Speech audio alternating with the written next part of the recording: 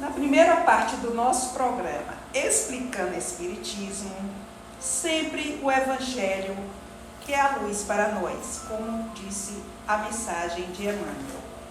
No capítulo 19, a fé transporta montanhas, com a nossa companheira Alina, que chegou aqui correndo para o nosso trabalho de hoje, que será responsável pela primeira parte, explicando o Espiritismo. Cheguei. É um capítulo muito precioso, né? Ele não é longo, mas ele é de um ensinamento e de uma análise. A gente precisa ler ele com muita atenção. Então ele começa falando do poder da fé e daquele evento em que um pai pede a Jesus que cure teu filho porque os discípulos não conseguiram curá-lo. E aí Jesus fala, né? Por causa da vossa incredulidade, pois em verdade vos digo, se tivesseis a fé do tamanho de um grão de mostarda, diríeis a esta montanha, transporta-te daí para ali, e ela se transportaria, e nada vos seria impossível. Quando a gente analisa o que é o tamanho de um grão de mostarda, nós percebemos o quanto nossa fé é pouca, porque a gente ainda não tem esse grão de mostarda, né? E o potencial que esse grão de mostarda tem, porque ele tem grande potencial de se transformar numa enorme árvore, que a árvore que ele gera é gigantesca e produz novos grãos e se multiplica. Então, quando a gente vai seguindo essa análise desse capítulo, ele fala muito na confiança, né, que a gente tem. No início ele fala nas próprias forças. Então, a confiança que temos nas nossas próprias forças faz com que nós executemos coisas materiais. Tem tanta gente que é obstinada e consegue as coisas que quer, né? Só que aqui eles pedem uma outra análise. Pede a análise no sentido moral. Que montanhas são essas que nós precisamos transportar? Que nós precisamos vencer?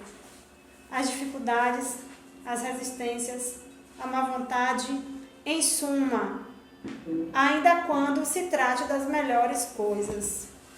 Então, nós precisamos, né, toda essa luta que nós temos é pelo nosso aperfeiçoamento. E ele fala, precisamos de uma fé robusta. Não dá para ser aquela fezinha vacilante, precisamos de uma fé forte, perseverante, ativa. Fé robusta da perseverança, da energia e o recurso que fazem que se vençam os obstáculos, assim nas pequenas como nas grandes coisas. E a fé vacilante da incerteza, a hesitação. E os nossos adversários se aproveitam disso. A fé não procura os meios de vencer essa fé vacilante, porque não acredita que possa vencer.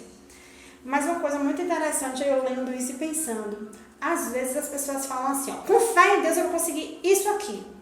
Quando a gente fala assim, isso não é fé em Deus, é fé em nós.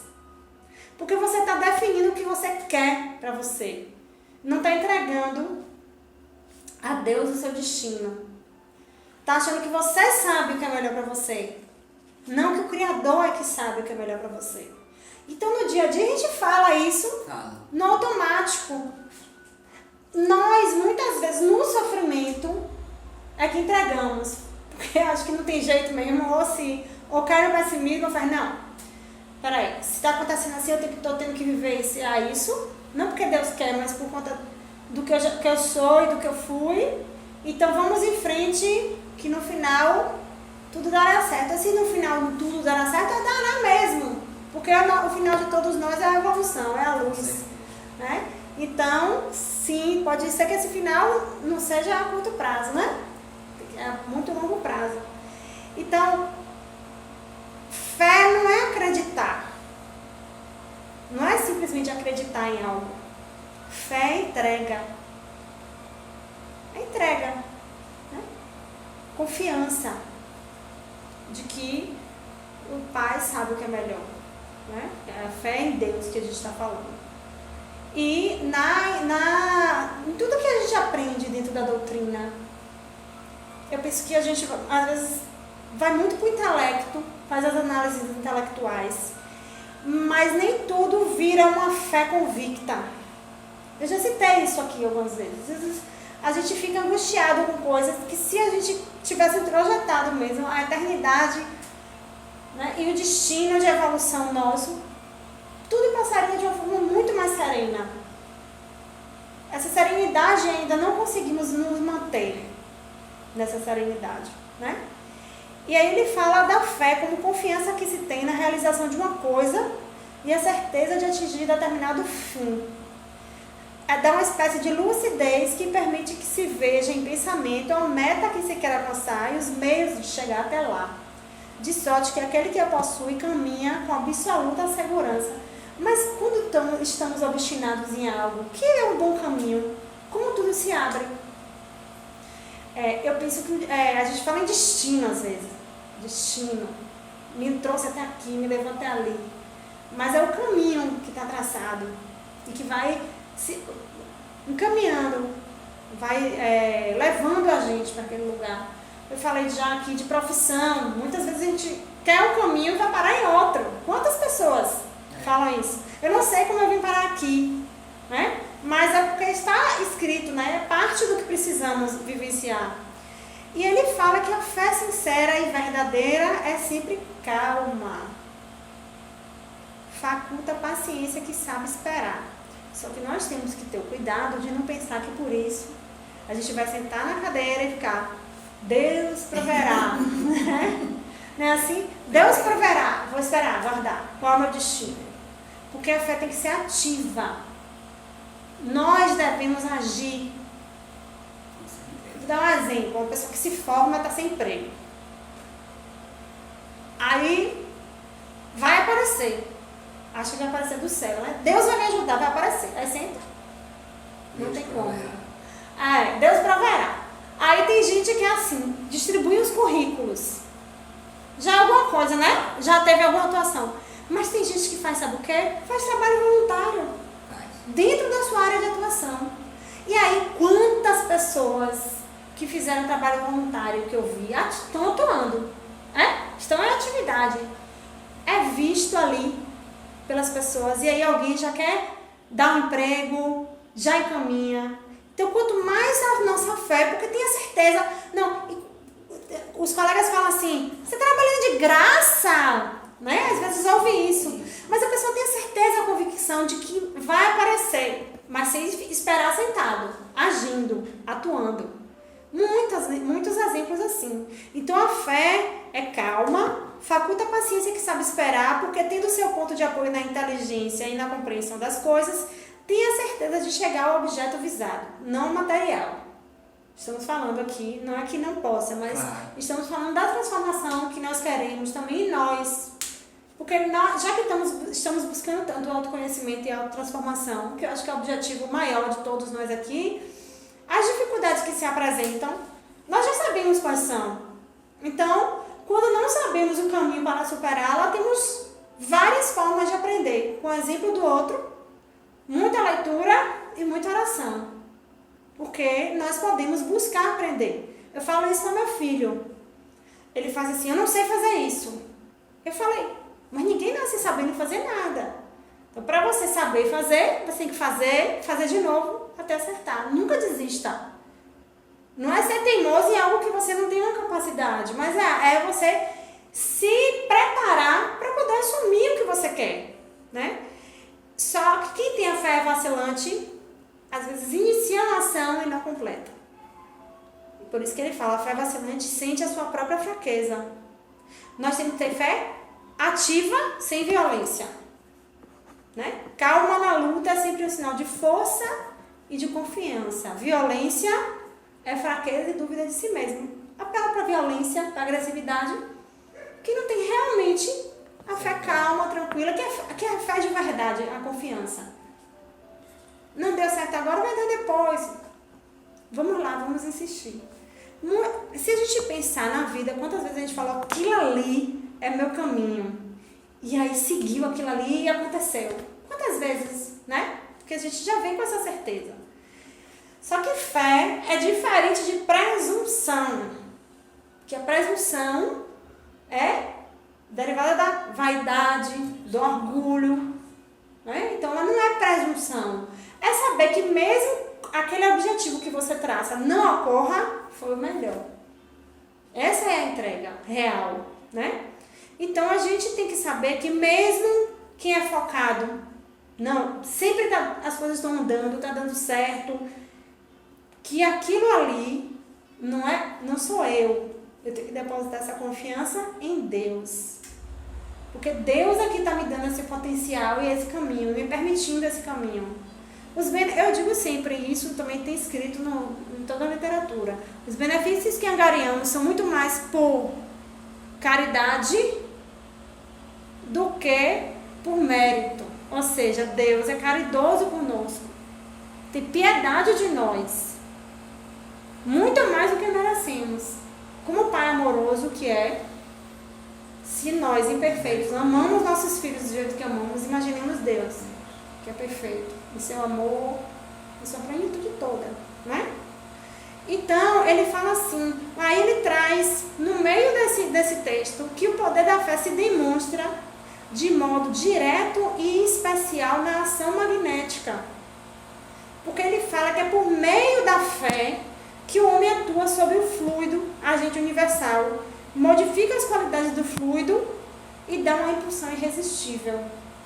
Daí recorre que aquele que é um grande poder fluídico normal, junto à ardente fé, pode só por força da vontade dirigida para o bem, operar esses fenômenos de cura e outros fenômenos que antigamente chamavam de prodígio, mas que a gente sabe que é da lei natural. Então, por isso que Jesus dizia, se você não curou, é porque não tinhas fé. Não tinhas fé. E Jesus sabia quem curar também. E avisava, vá, não peques mais, para que não aconteça algo pior. Porque ele sabia que a origem daquele sofrimento tinha uma questão moral do indivíduo, do sujeito, que ele estava curando ali, uma consequência. Mas se aquele sujeito não se transformar, essa cura não vai permanecer. Então, duas coisas que a gente trabalha com cura, mas a gente trabalha com a reforma moral. Qualquer trabalho de cura tem uma leitura, tem um incentivo a uma reforma moral.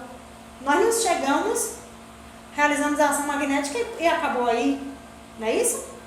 Então, precisamos a fé junto com a ajuda dos nossos amigos espirituais, conseguimos realizar esses trabalhos. E uma das vivências humanas que mais geram angústias, é a perda da saúde, né? Quem está no hospital internado, às vezes meses, é uma perda você perde não só a sua autonomia em relação ao trabalho, em relação ao IV, mas quem está hospitalizado, eu trabalho na área de saúde, né? Então, assim, o que é que eu percebo? A pessoa perde direito ao seu corpo. Chega sempre alguém para invadir seu corpo. E alguns até pedem licença, mas é uma licença assim, você tem que aceitar. É uma licença formal. Mas na hora que chega para te examinar, você tem que tirar a roupa, você tem que estar disponível, você tem que acordar aquela hora. Então você perde essa autonomia também, o direito ao seu corpo, a sua vestimenta na terra. Então é um momento realmente difícil. Essa perda de autonomia é um momento de grande sofrimento. E quanto mais tempo a pessoa passa, e quanto mais imatura a pessoa é, mais difícil. Uma criança sofre muito mais do que um adulto que tem uma compreensão de que pode melhorar ou não, né? Então, esse sofrimento, se a pessoa não tem essa fé de que existe uma razão para ele, e de que lá do outro lado, isso é uma depuração muitas vezes, a pessoa não suporta, a pessoa deprime. Quantos pacientes a gente vê que estão doentes, e diante da falta de esperança, nem sempre por causa do diagnóstico, por conta da falta de fé do próprio paciente, ele deprime e morre por conta da depressão, ele desencarna por conta da depressão. E a gente não pode simplesmente apontar o dedo e dizer, que falta de fé, porque fé não é assim. Quantas vezes... Não se receita a fé, né? Não, ele fala que não se prescreve, né, no próprio texto. Mas por quê? Eu já tive um momento que minha fé ficou... Eu conhecia a doutrina espírita, mas eu estava em profundo sofrimento.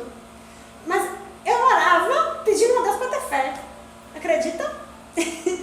Restitua minha fé, eu preciso, insistir.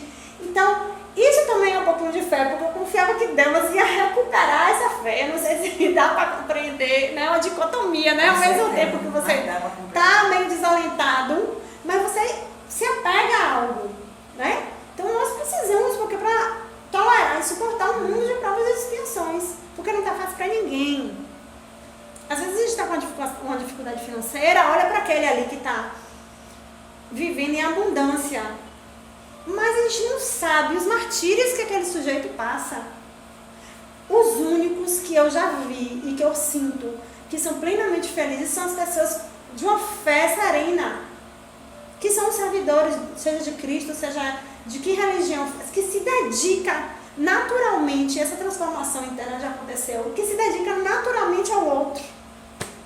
Então tudo passa e a pessoa não perde a serenidade.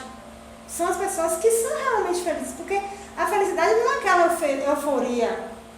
A euforia naquele momento é uma alegria, uma coisa passageira. É aquela serenidade, é viver sereno, é ter a certeza de que tudo passa, né? Tudo passa. É por isso que Chico Xavier, quando estava em depressão, né? Então, uma tristeza profunda por conta de algum acontecimento na vida dele, o Emmanuel mandou ele colocar no chão, e isso também passa. Ele acordava de manhã, a primeira coisa que ele lia, isso também vai passar. Tudo passa, né? Então, aí vamos para fé ser diferente de crença, que a gente já falou, e a fé cega e a fé raciocinada. E traz como uma consequência da fé cega o fanatismo. Quantas pessoas fanáticas querem impor sua fé ao outro? Não é verdade? A fé não se prescreve. Você está prescrevendo, ainda prescrevendo uma dose. Por quê? Você está dizendo que fé a pessoa tem que ter. Porque fé não é religiosidade. Não é a sua religião que define sua fé. É a confiança em Deus. Não importa a religião.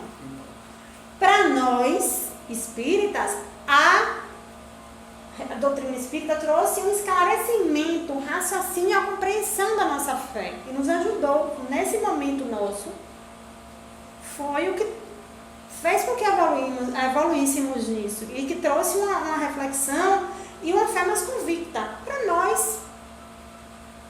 Cada um vai ter uma lógica, mas o que precisamos acreditar, não cegamente, acreditar observando os fatos, observando a presença de Deus em cada acontecimento da nossa vida, né? Então nós precisamos, se eu falo, tem que acreditar, senão vai para o inferno. Se eu falo para você, você vai para o inferno, você tem que acreditar, senão você vai para o inferno.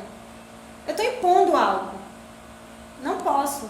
Eu estou impondo que ela tem uma fé cega. Até no próprio espiritismo, a gente não pode impor para o outro, né? Eu ouvi uma vez uma pessoa assim, essa metodologia de Allan Kardec não é nada de ciência. Ficam dizendo que é ciência, não tem nada de ciência, é falha, não sei o que, cheio de discurso. Deixa eu te perguntar uma coisa. Aí a pessoa pensou até que eu ia convencer ela, né?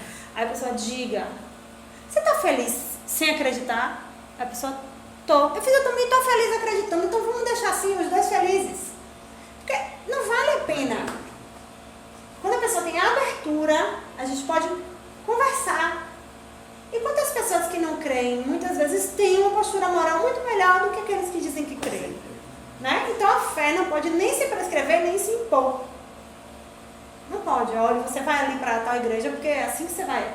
Quantas pessoas circulam em várias religiões antes de encontrar a que para ela naquele momento é a melhor? Às vezes até sai da doutrina espírita para outra religião, porque aquele era o momento dela, o momento evolutivo era aquele, né?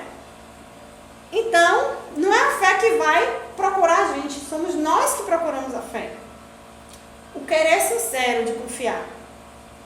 E que com a experiência de vida se aprofunda, se torna mais apurado.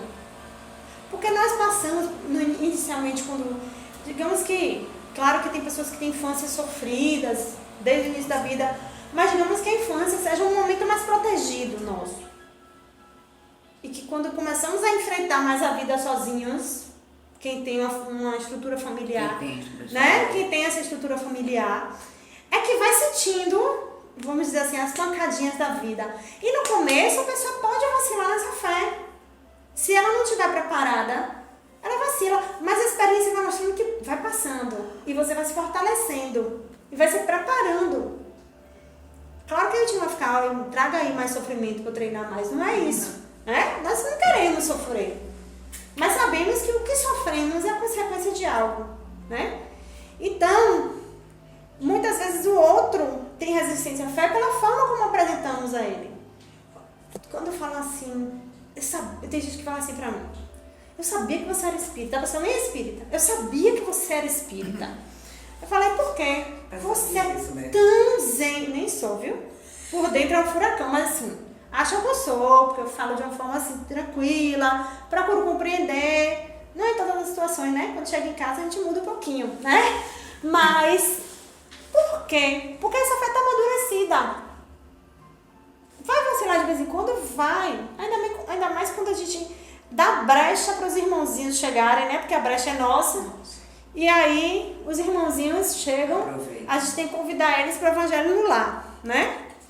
Para poder, em vez de dizer vai embora, né? Vamos aqui ler, né? Ouvir palestra. Eu ouço muito, até lavando prato, eu ouço palestra espírita, até no carro eu ouço, né?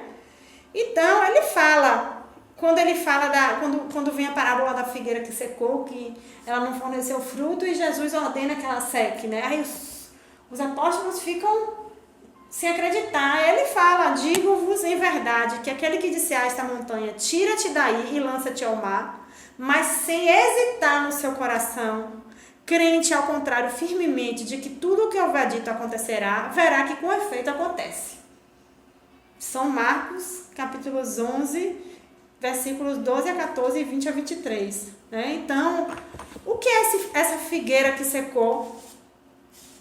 É o símbolo dos que apenas aparentam propensão para o bem, mas na verdade não produzem nada de bem. Pessoas de discurso, que é um risco grande para nós que falamos, né? Na rádio, seja na doutrinária, seja como... Às vezes na família a pessoa é referência, né? Todo mundo ouve aquela pessoa.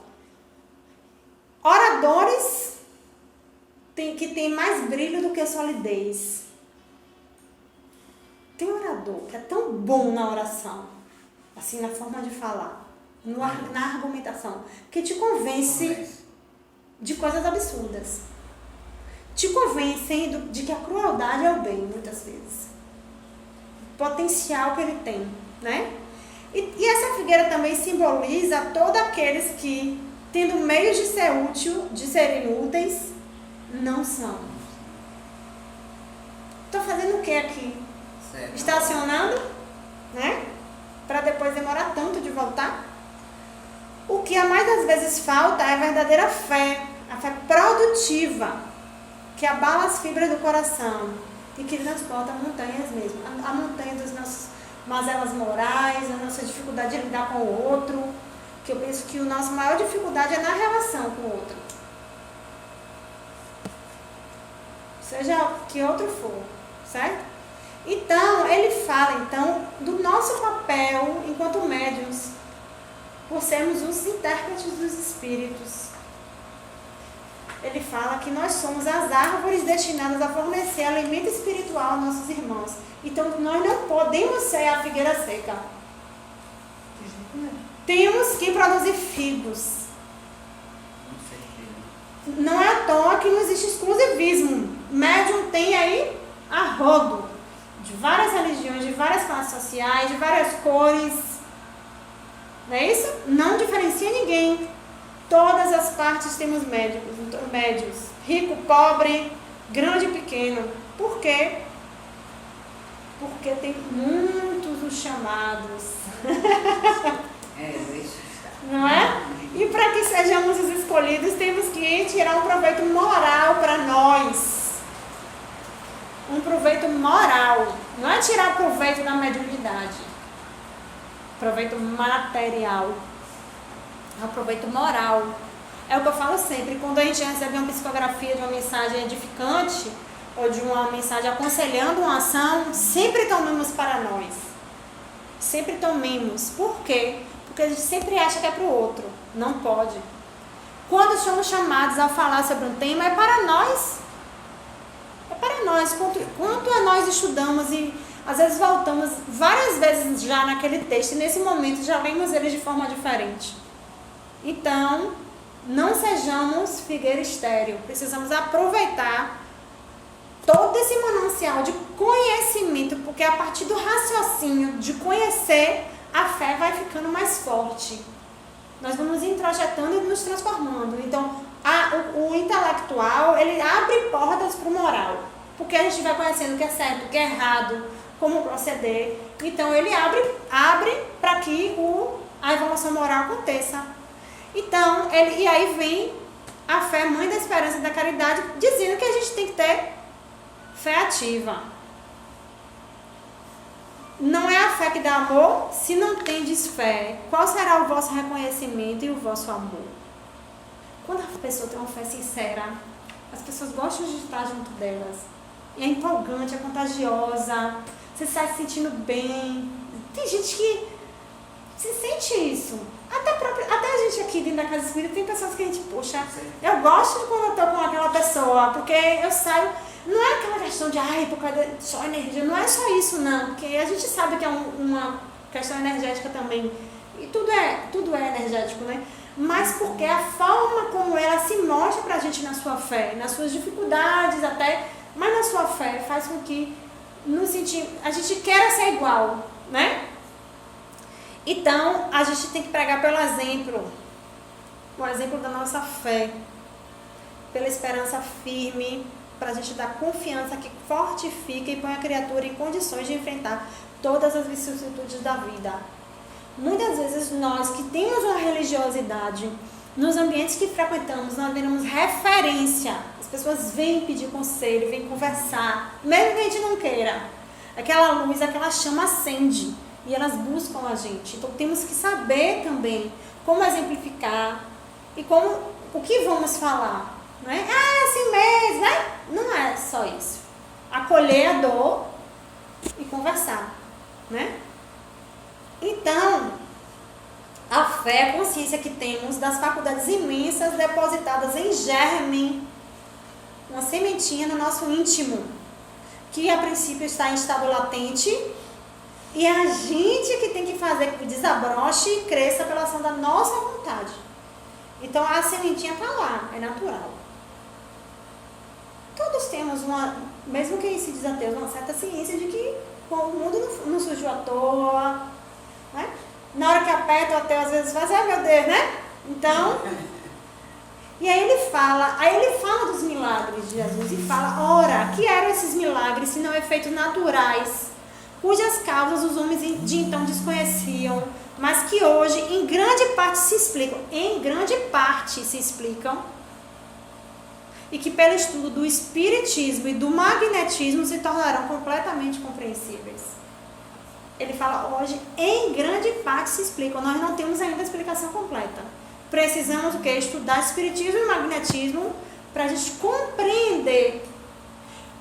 Nas obras de André Luiz, tem um momento, eu não lembro qual dos livros, eu acho que eu tenho no final anotado, em que ele percebe que os espíritos lá superiores estão magnetizando o ambiente, o ar, usando técnicas de magnetização do ambiente para receber lá os enfermos. Imagine o ar, a água que é um meio super poderoso, né, que nós usamos, a gente não compreende adequadamente. Imagine magnetizar o ar que as pessoas vão respirar. Por que né, entramos no ambiente e sentimos isso também? Então a gente não compreende ainda nada disso. Não compreende. De que forma isso se processa? Não. A gente faz com simplicidade da fé. Porque um espírito superior que nos acompanhe nos ajuda também com isso. Mas nós não compreendemos profundamente. Ainda estamos incipientes nisso, ainda estamos na sementinha, né? Então, pela fé a cura e produz fenômenos singulares qualificados outra hora de milagres, né? Então, pessoas que tinha um centro aqui em Salvador que a moça fazia rosas com a mão, né? Pétalas de rosa. Quantas coisas que, né, chamamos de milagre, mas que a gente sabe que hoje a gente sabe que é da lei da natureza mesmo, né? Então ele fala assim, repito, foi do Espírito Protetor, repito, a fé é humana e divina. Se todos os encarnados se achassem bem persuadidos da força que em si trazem, e se quisessem pôr a vontade a serviço dessa força, seriam capazes de realizar o que até hoje eles chamam de prodígios, e que, no entanto, não passam de um desenvolvimento das faculdades humanas. No Livro dos Espíritos, eu não lembro o termo exato, mas Kardec perguntou por que preponderava o mal em relação ao bem. E aí, não foi nesses termos, eu sou muito ruim de gravar o termo exato, mas falava que quem está no bem ainda está muito passivo, não é firme. Quem está no mal é muito ativo, muito, né? Então, observe os obsessores que utilizam o magnetismo para fazer o mal. Como eles se empenham em estudar as técnicas, em fazer, e são persistentes. Não tem folga, não. E não é persistente de ser ansioso e resolver logo, não. Ele planeja, maquina, tudo direitinho. E nós não temos ainda essa, né, digamos, uma certa frieza de saber como se conduzir. Nós ainda estamos assim, na fé meio, né? Mas a fé ativa é a fé raciocinada, é a fé organizada, a de saber como proceder. Estamos ainda no emocional, né? E aí, lendo muito sobre a fé, eu gosto de estudar, eu crio capítulos no meu caderno, viu? Aí tudo que eu acho sobre um determinado tema, eu já tenho mais de 50 temas assim, eu vou anotando as citações. Aí eu peguei algumas frases. Tem tempo ainda? Tá. Então, assim, de Humberto de Campos, em Boa Nova, que esse livro é maravilhoso, porque ele narra algumas passagens da vida de Jesus e algumas falas que ele traz para os seus discípulos, né? Ele fala assim, a fé pertence sobretudo aos que trabalham e confiam. Tê-la no coração é estar sempre pronto para Deus. Não importa a saúde ou a enfermidade do corpo, não tem significação os infortúnios ou sucessos felizes da vida material. A alma fiel trabalha confiante nos desígnios do Pai, que pode dar os bens, retirá-los e restituí-los em tempo oportuno. E caminha sempre com serenidade e amor por todas as sendas pelas quais a mão generosa do Senhor a queira conduzir. Eu lembro muito de Paulo de Tarso. Ele era muito obstinado, assim, ele ia e tudo bem você é supliciado, não tem problema, em nome de Jesus, ele, né? Então hoje é mais difícil achar um Paulo de Tarso, né? Então, aí ele fala em outro momento, a vontade de Deus, além da que conhecemos acerca da sua lei e de seus profetas, por meio do conselho sábio e das inclinações naturais para o bem, é também a que se manifesta a cada instante da vida, misturando a alegria com as amarguras, concedendo a doçura ou retirando-a, para que a criatura possa colher a experiência luminosa no caminho mais espinhoso. Ter fé, portanto, é ser fiel a essa vontade em todas as circunstâncias, executando o bem que ela nos determina e seguindo-lhe o roteiro sublime nas menores sinuosidades das estradas que nos compete percorrer. O que é que acontece? A gente fala muito da fé no sofrimento e da dificuldade de fé no momento de dor, mas eu penso que é muito mais difícil quando a gente está muito feliz, muito realizado, está tudo muito certinho. Eu acho mais difícil. Não que não tenha fé, é porque se esquece de vivenciar a fé. E aí aparece aquela tempestade, aqueles espinhos, pra gente visualizar isso, né? Aí, eu amo essa, eu já li essa em outro momento, essa fala aqui, mas essa fala é linda. É uma fala, eu me arrepiei, de Zacarias para Pilatos, no livro O Amor Jamais Te Esquece, do Espírito Lúcio. Que Zacarias, Jesus deixa para é Ananias ou Zacarias, meu Deus, deu um branco agora, acho que é Zacarias, deixa para ele o desiderato de acompanhar Pilatos. Antes de Jesus, qualquer pessoa saber, só Jesus sabia, que Pilatos ia ser responsável pela morte de Jesus. Ela lavar as mãos. Né? E aí ele fala assim, ó, ele fala para Pilatos, depois que Pilatos sofreu todas as humilhações, né? Em nenhum momento o Criador está tão ocupado que não sinta o que você sente e não trabalhe para que sua dor se transforme em remédio para seu espírito. Isso é tão profundo. Aprenda a submeter-se serenamente a todas as adversidades que desafiam a sua alma sem revolta. Lute sem desânimo, mas aceite os reveses sem rebeldia. Então, a fé ativa, você tem que lutar. Mas se não vier o que você quer, aceite, sem rebeldia. O amor está ao seu lado. E se parece que isso não é verdade, é apenas porque nós fazemos muito barulho interior e não o escutamos. Barulho com nossas reclamações, com nossas lamúrias, com nossa autopiedade, com nossas amarguras guardadas no cofre do coração, como se ali fosse o lugar de estocar lixo emocional. Não é assim que fazemos? Silencie o seu tormento lamurioso e confie-se a prece serena e humilde. Não é claro com Deus, né? Serena e humilde. Na harmonia que se seguir, poderá identificar a força do amor. A gente só consegue identificar essa força quando nós estamos abertos. Enquanto livros que a gente acompanha, que o espírito está lá endurecido, não consegue, nem os espíritos que querem ajudar, ele não consegue, porque a pessoa não está aberta a ouvir e a ver.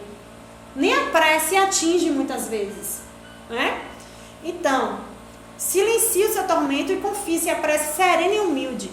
Na harmonia que se seguir, poderá identificar a força do amor que o envolve, porque você não é uma criatura sem importância na terra. É um convite que Deus oferece aos homens desesperados para que voltem à casa do Pai. Através dos atos generosos, de carinhosas palavras, de compreensão e tolerância que você exemplificar, não é falar só, né? Jesus te conhece pelo nome e precisa muito de ti. Então, olhe nossa importância na obra da criação.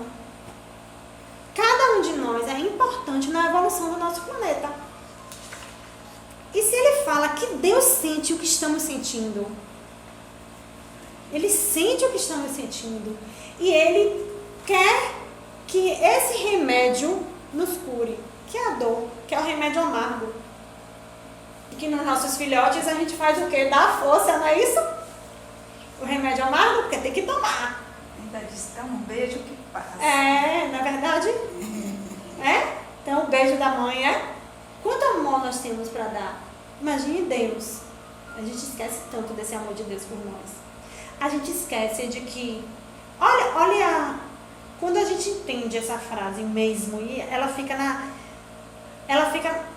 no nosso coração, eu acho que a fé não vacilaria. Não cai uma folha de uma árvore, não cai um fio de seu cabelo sem a permissão de Deus. Ou olhar os pássaros no céu. Quantas frases foram ditas que nos mostram que devemos confiar no Criador? A gente só consegue essa confiança no momento de serenidade que a gente para. Muitas vezes a gente está na loucura e esquece dessa confiança. Esquece. Fé vem do latim, eu esqueci o termo em latim, acho que é fidelis, que é fidelidade, que fala de relação com o outro. Tem gente que fala assim, Deus é fiel. Que ele é fiel a gente sabe. Mas será que a gente é fiel? Será que nós somos fiéis a Deus? A tudo que ele faz por nós, a tudo que ele representa? Será que lembramos do que é o Criador? Né? Então, nós precisamos manter a serenidade na mente, para que no externo nós possamos agir de forma mais adequada a essa questão da fé e da entrega.